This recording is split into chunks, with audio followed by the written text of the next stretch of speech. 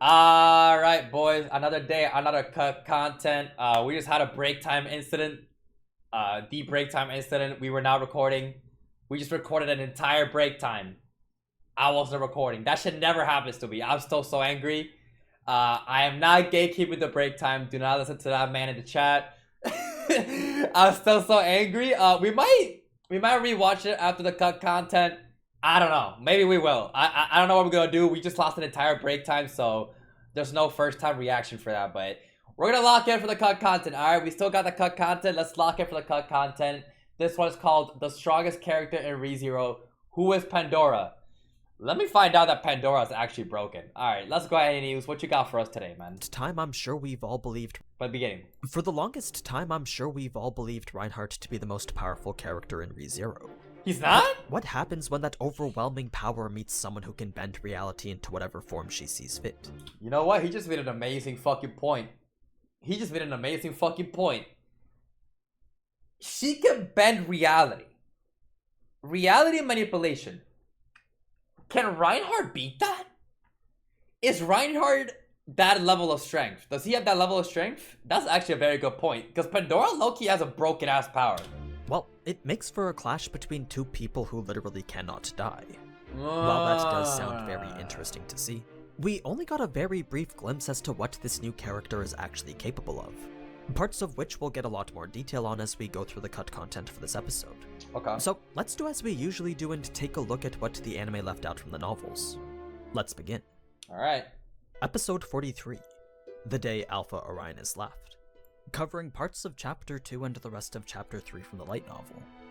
Picking things up right from where we left off. Yeah. The way that Regulus was maintaining his composure was approaching a level of surrealism that neither Juice nor Fortuna could even begin to fathom. What I mean is that, for someone like him to have waltzed into such a hostile environment without so much as a single concern was a very apparent display of his own confidence. Yep. It was as if he already knew that nothing could be done to hurt him. Dude, bro, how strong is Regulus? He's very full of himself. He got some crazy... Yo, this man literally fucking loves and adores himself. He glazes himself. He's so confident, like... I don't know where he scales, but from the looks of it, bro is strong as fuck, man. Any case, the way Juice and Regulus were speaking to each other indicated that they were already acquainted. True. But it was quite clear that even if they were, neither had any bit of liking towards the other. So, as Juice questioned Regulus's intentions, that's when we get to the part where Pandora makes her first appearance. According to the novel, Pandora's very existence is supposed to embody the ideal image of beauty. The ideal image of beauty? Okay. Much to the point that if it was possible to kill through beauty alone, then that was the level of beauty Pandora possessed. Her looks were quite literally capable of killing, and even her aura by itself was enough to emanate this feeling of unworthiness to the people around her. Damn. So, okay. had she been got that confronting aura? any other regular person, then everything from the way she looked at them to the way she spoke was enough to make them drop dead on the spot. She's that strong? So, if there was any other regular ass person and they looked at her, it's GG's. Okay. Spoke was enough to make them drop dead on the spot. I mean, just the prospect of being acknowledged by her could instill this overwhelming feeling of happiness capable of stopping a beating heart. It was one of the many facts made apparent from just a single glance at her.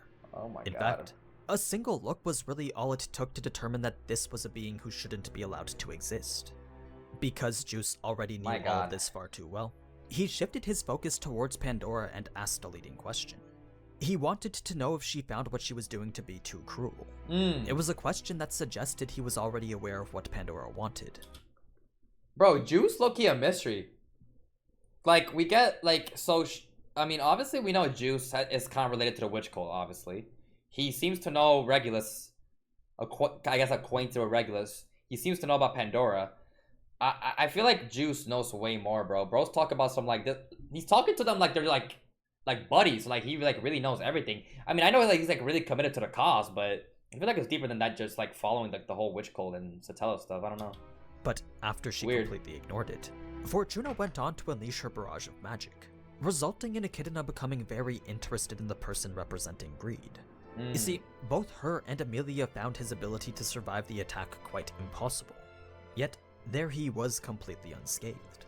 That's true. What is his fucking power? Have we actually seen his like in-depth like everything explained yet? No, right? Like we just know that he just doesn't take damage. Like shit like goes like not really fly past him, but like he just tanks. And yes, he knows Echidna. That's true. He does know Echidna as well. I don't know. Regulus definitely still kind of a mystery in terms of his like powers and like what he can actually do as well. While Echidna did have some sort of inkling as to how he did it, she wasn't 100% sure as to the specifics of it. So she actually would have loved nothing more than to stay and see exactly how his authority worked. But Echidna knew more than anyone else that that was something she couldn't do. The very nature of the trial demanded she follow the person being tested. And even that was something she couldn't set aside for her own personal greed. Now, given that Amelia decided to stay behind anyway, you're probably wondering how that was even possible. I mean, if she didn't personally see any of this when she was younger, then it's technically not one of her own memories. Yeah. Which brings into question how Echidna was even able to recreate it. I think, yeah, y'all mentioned, yeah, Echidna like recreated it somehow, yeah. Well, that's something that we actually get an explanation for. The reason the trial continued the way it did was because everything Amelia was seeing was a construction from the Book of Knowledge. The Book of fucking Knowledge. Wait, the Book of Knowledge, is this like the same, the Tomb of Wisdom that was mentioned? Is this like another one? Like a different name for it? Or is it like the same as the Tomb of Wisdom? Because I think the Tomb of Wisdom was mentioned by Roswell and stuff. I don't know if it's like the same name. Because like I know sometimes they be like changing the same thing. Book of Knowledge, Tomb of Wisdom, same thing. This is Echidna's true version. Okay. Although some of it may not have been from her own personal memory, the Book of Knowledge was working behind the scenes to adjust the direction the trial was going. A direction that was dictated by where Amelia currently stood. So, as long as she stayed in the area with Juice, then she would actually get to see what happened to him. Echidna's advice, though, was to follow her memories. If she didn't, then there was the chance that she wouldn't be able to beat the trial. Even so, Amelia refused to turn her eyes away from a person that was fighting so boldly just for her sake. It also didn't help that she found Echidna's forceful advice to be a bit suspicious. It was almost as if she wanted Amelia to go the other way. That said, Echidna assured Amelia that she was free to make her own decisions. It's just unfortunate because, like, if we stayed, we could have seen more, like, in-depth stuff about his authority. Like, what the fuck is Regulus, bro? What is Regulus? Like, we just know he's fucking broken. Like, he's strong, he can tank. He definitely got that offense. He got both offense and defense. It's just, like, I wish, like, I don't know, maybe we'll get more on it in the future, but it's just very convenient that she then proceeded to step back and observe the rest of the battle from a distance. Yeah. As Juice stood to deny Regulus's advance, Regulus went on to say a line that gave more detail behind Juice's standing in the witch cult. Apparently, he was one of the founders, and was that mentioned in the anime? No, right? He's a founder? A founder of the witch cult. This man founded the witch cult. Was one of the founders, and he had gained such a high standing within it due to his past services and contributions. Okay. Regardless of what those may have been, though, Regulus believed that he was far more deserving of Juice's position than he was. When it came down to it, he perceived himself as far superior in every way, and he was just about ready to use this battle to prove it. Now, we know that Juice merged himself with whatever was in the black box he carried with him. But what's interesting to note is Pandora's reaction to it. When Juice had said that the only thing he could see now was love, Pandora knew that that love wasn't directed towards her. Yeah. She understood that his affection was meant for someone else. Despite knowing that that's how Juice was, she still couldn't help but admit that it was in this moment that the person who loved him back the most was definitely her. What? Run that back again? What? One else. But despite knowing that that's how Juice was, she still couldn't help but admit that it was in this moment that the person who loved him back the most was definitely her. Interesting. It was a heated confession that Juice simply closed his ears to. The fuck? To him, there was absolutely no way that something like her could ever claim to understand how he felt. So, with an unyielding sense of determination, Juice refused to accept anything and everything that Pandora was there for, following it up with an attack that surely would have destroyed her body had it hit her. But as we saw, Regulus returned to the battlefield just as unscathed as he was the time before. So what, she just confessed her love? She confessed her love and this man Juice said, nah, fuck nah, bro. I love someone else? What the fuck? What? But as we saw, Regulus returned to the battlefield just as unscathed as he was the time before, making it remarkably clear that whatever power it was he had, it was something that prevented everyone and everything from affecting him. Yeah. That said, Juice's authority did force him to have to use his own to defend, leaving them both in the stalemate that allowed Amelia to move on. Part of the reason for her change in mind wasn't only the prospect of betraying Subaru if she stayed. It was also because Echidna had mentioned how a battle between two archbishops are rather equally balanced. Unless Pandora herself was to get involved, then this fight could definitely go on for far longer than Amelia imagined. That makes sense. It was very clear that Pandora wasn't looking to get involved at all. Even Amelia could tell that she was far too content with simply watching the scene unfolding before her. Content, entertainment. With a partial confirmation that nothing would change, the two spectators left the battlefield for a different location, bringing us now to the emotional scenes between Amelia and Fortuna. Bro. While most of this... Man, I wish we got more on that. He did go pretty in-depth there. We got some more information, but it's just like... I wish we got more of that fight, bro. That shit was crazy. I know it's just a stalemate, but like...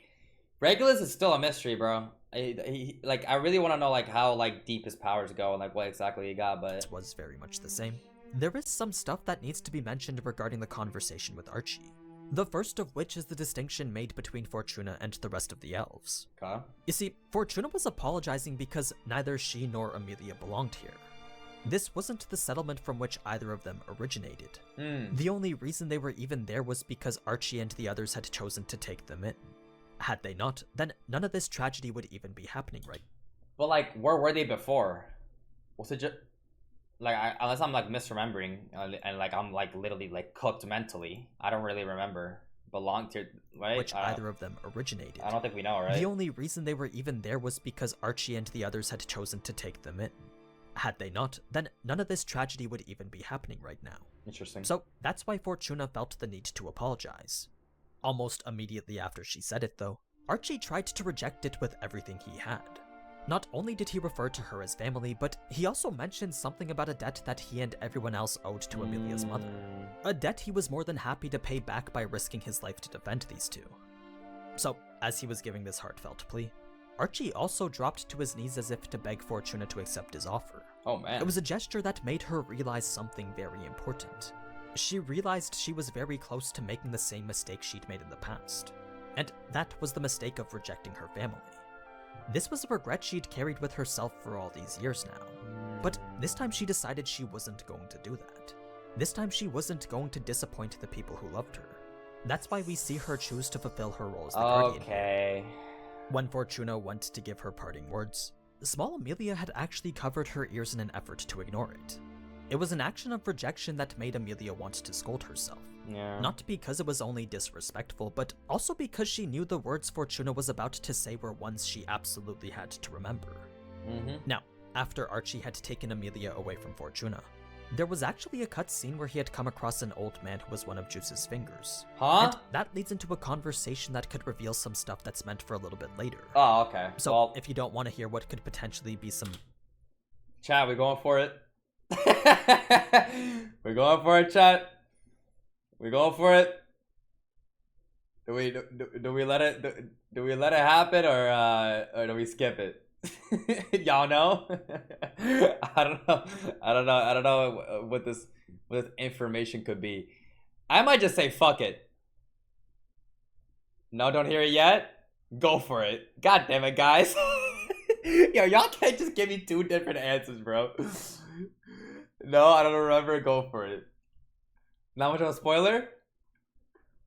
You know what, man? Fuck it, man. Fuck it. Because, like, the problem with these is, like, it could be, like, important information that they actually don't show. Or I'd have to go back to it in another video.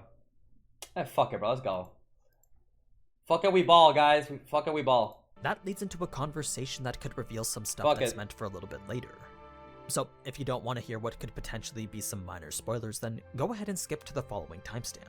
Let's go. But anyway, after this man revealed himself to be an ally, he then told Archie about the grave situation awaiting him deep in the forest. Okay. There was more than just the leader of the witch cult's radical faction causing havoc.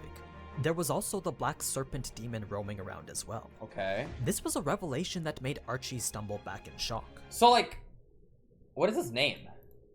Leader of the witch cult's radical faction. Have we ever heard of this term? Radical faction? No, right? Because, like, a lot of these terms that they keep saying, I don't know if it's just, like, another name for, like, old, like, I don't know, like, when they were, like, before, like, the whole witch stuff, right? This is, like, way before. Radical faction, okay. Radical faction causing havoc. Okay. There was also the Black Serpent demon roaming around as well. This was a revelation that made Archie stumble back in shock. He was well aware that this monster was a calamity worse than the whale or rabbit. To him, the Black Serpent was nothing less than a natural disaster whose actions couldn't be controlled by anyone. Okay. As much as that assumption was pretty much true, there was one specific group of beings powerful enough to control it. And those were the existences classified as witches. Yeah. So, for the Black Serpent to be here right now in the forest could only mean that a witch was here as well. The thing is, all the witches except for the Witch of Envy were thought to be dead. And it couldn't be the Witch of Envy because she was sealed away in the sands of a far-off, undisclosed location. Also, that gotta be bullshit. Like, if she's sealed, I still don't know. I don't know if they've explained the specifics of the seal. Like, I know she got sealed, but like, why is she just like out? Like, remember when she was like out in that one episode, like when we saw her technically for the first time? Like, Subaru came out of like the graveyard shit, and like she saw her, and she was like, it seemed like she was outside. So is this seal even actually working, dude? Like, did this seal even actually fucking affect her? Cause like, I don't know. Also, yeah, the seal's in desert area. Is it not? Hold up, let me take out the subtitles here. The witches, besides the Witch of Jealousy, are long destroyed. True, yeah. And the Witch of Jealousy should herself be sealed in the sands of a far-off... Right as Archie was about to say what that location far-off? was, Does it just cut off there? The old man... Okay. I mean, I don't know. But... that's interesting, I guess. But I don't know if the seal, like, actually like, fully affected her. Because we've definitely seen her outside, out and about. So, I don't know. Ought to be dead. And it couldn't be the Witch of Envy because she was sealed away in the sands of a far-off, undisclosed location. Witch of Jealousy. Right as Archie was about to say what that location was, the old man interrupted him to inform him of a secret witch. One that has remained hidden from the public as the witch cult's Forbidden Witch. As soon as Archie heard that there was in fact a witch in the forest. Forbidden Witch. The only thing we know is she was sealed, but her body wasn't destroyed because she couldn't be killed. Okay, yeah, that makes a lot of sense. Okay. Let me lock in for this information right here. Powerful enough to control it. And those were the existences classified as witches. That's way too far back. Okay, he said something here like that, like I missed. Like right here. One that has remained hidden from the public as the witch cult's Forbidden Witch. As soon as Archie heard that there was in fact a witch in the forest, almost every bit of hope disappeared from his body. The only thing that kept him from falling into complete despair was the duty bestowed to him by Fortuna. Okay. So, both Archie and the old man worked together to get Amelia as far away as possible. But right as they broke into a sprint, the old man's arms were immediately restrained by the tangles of the Black Serpent's mud. Holy shit! In only a matter of seconds, those ligaments fell from his body completely. His arms detached from his torso as if they'd never belonged in the first place. Oh my god! What was even more unsettling, though, was that not a single drop of blood had been spewed the entire time.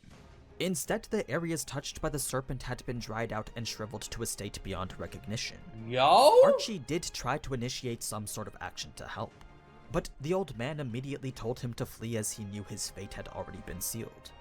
So, as Archie began to run away from the calamity behind him, the old man's screams could be heard in the distance as his entire body began to collapse in the same way his arms did. Okay, that is fucking horrible. And for the looks of it, yeah, I think someone mentioned that this shit was like never mentioned in the anime. I mean, I don't think it would ever be mentioned in the anime.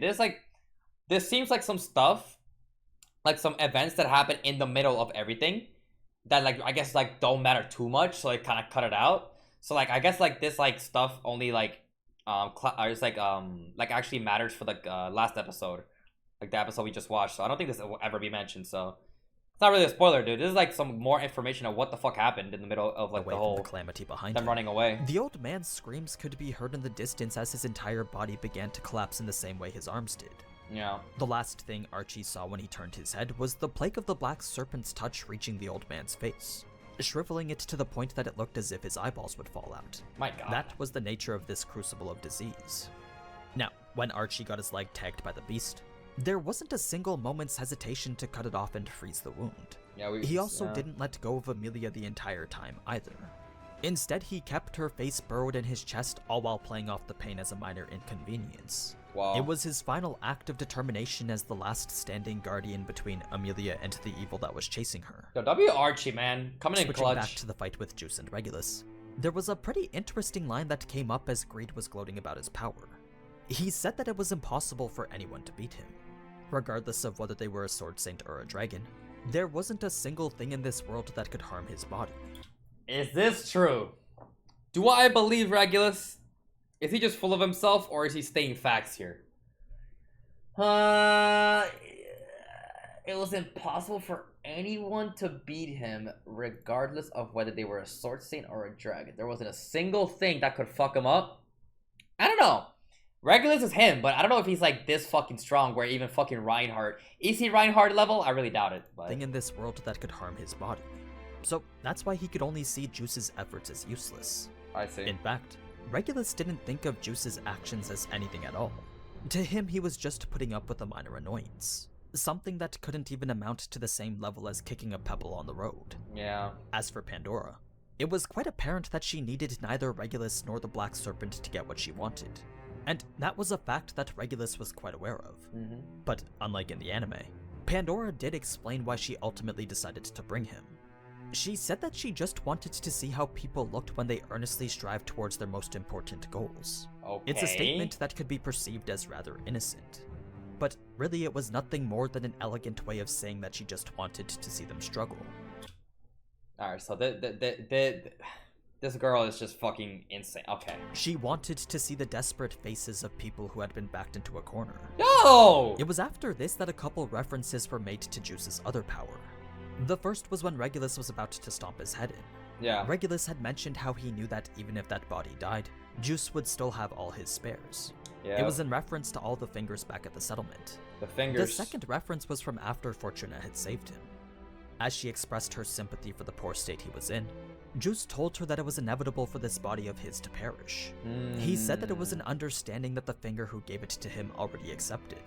So this pretty much tells us that this isn't Juice's original body. Wow. That's actually insane. So that isn't... Why the fuck? If this isn't his original body, why does bro low-key look like how he used to look? Like, okay, I don't know why I actually thought this was original body. That's crazy. So it's not. He low-key looks like actual Petogis that we know, bro. He just looks like younger. I could be tweaking the fuck out. I don't know. Maybe I'm crazy. Like, if I pull up a picture of Petogis and I compare it to like him, I don't know. I could have easily believed it was the same body, but that makes sense. Juice told her that it was inevitable for this body of his to perish. He said that it was an understanding that the finger who gave it to him already accepted. So this pretty much tells us that this isn't Juice's original body. In any case, Regulus's retaliation to Fortuna's attack was actually a lot more hostile. Okay. The moment he appeared back on the battlefield, he instantly reached for some dirt and threw it much like how he did to Pandora. Scattering the debris in pretty much any and every direction. Yeah. Since Juice was the only one aware of what this attack was, he quickly threw Fortuna flat on the ground as that was the only chance she had to avoid it. At first, Fortuna didn't understand why he did, but as soon as she looked at the area around her, it became very clear that Juice had just saved her life. You see, all around her were these countless tiny holes created by the dirt that had been tossed at her. Bro. The impact of which was so strong that you couldn't even see the bottom of them. It was as if tiny raindrops had fallen straight through the earth itself. What? Even the trees caught in the crossfire had been obliterated into nothing more than wood chips. So this was an attack that both were lucky to have even dodged. What that said, dude, Regulus got some crazy fucking power scaling, bro. What is this motherfucker? What the fuck? He can just do that? Like, this guy's broken, man. Like fucking AniNews keeps just like mentioning like more and more about this man. Like, bro, how many powers does bro have? The fact they did only went to make Regulus even more mad. Bro. As much as he wouldn't have minded making Fortuna his 79th wife, this behavior... 79 wives. Also, yo, don't scare me like that. We are recording. Chill. Don't stop. Don't scare me like that. Anyway, yo, 79 wives? Yo, wait. That's actually fucking insane. Well, I guess like she would have been 79, so he technically has 78. So that was actually a question I had. How many wives does bro have? He just has 78. Okay, bro. Like, why does he need that many? Also, did y'all mention he's a virgin? He got 78 wives and he's a virgin. Because he's too pure for this world. I guess, bro. I guess that's how it is. That said, the fact they did only went to make Regulus even more mad. As much as he wouldn't have minded making Fortuna his 79th wife. 79th is a slot out of the hundreds of wives? Bro. Yeah, I mean... This behavior of hers was simply inexcusable. That's crazy. It had brought him to the point where he could no longer control his ego, leading him to rant and act out much like how a spoiled child would. To Juice and Fortuna, bro, this way of conduct could only be likened to that of an immature infant's. One who just so happened to have been granted powers akin to a dragon. Yeah, no, Regulus is a little fucking fucked up in the head. But does he really need that many wives? Why does he have so many wives, bro? It's just literally because he's so full of himself? That was the essence of who Regulus was. That's crazy. Now, even after Pandora had ordered him to restrain his anger, his lashing out wasn't simply a matter of not wanting to be interrupted. His true intent was to be treated with the same level of respect that any other person would deserve. Bro, this man keeps asking for respect and shit, bro. It's so funny. Because, like, he says the same shit over and over again. Yo, treat me with respect. This, you know, and he keeps going on about that. And every single person that confronts him just fucking slaps him in the face or attacks him.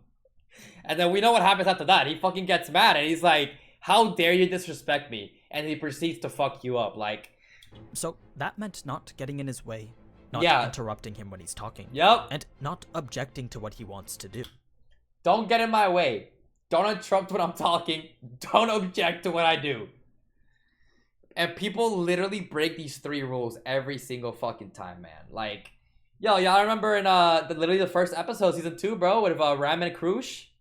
Yo, as soon as I think it was Krush, right, who attacked him first. Like, he was like talking, and then he just got interrupted. I'm pretty sure, if I remember correctly. He got mad, bro. Do not fuck with him when he's talking.